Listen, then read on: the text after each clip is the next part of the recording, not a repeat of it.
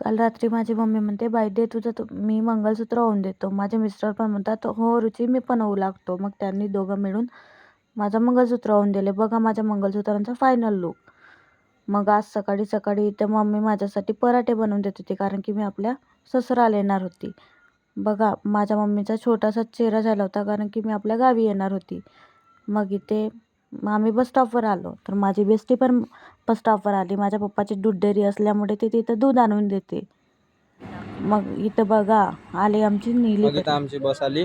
Bestie bye. मग आम्ही इथं पोहोचलो वडसामध्ये. वडसामध्ये पण इथे ट्रेनची वेट करत होतो. वडसामध्ये ट्रेन तर आली, पण सोबत आपल्या गर्दी पण घेऊन आली.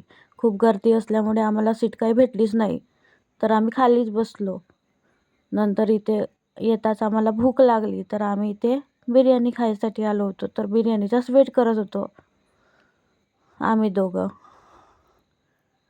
मग दुपारी यांनी आणले आलू भजी, तर तेच खाऊन घेतलं. आणि रात्रीचा बेत काही बेसन भात.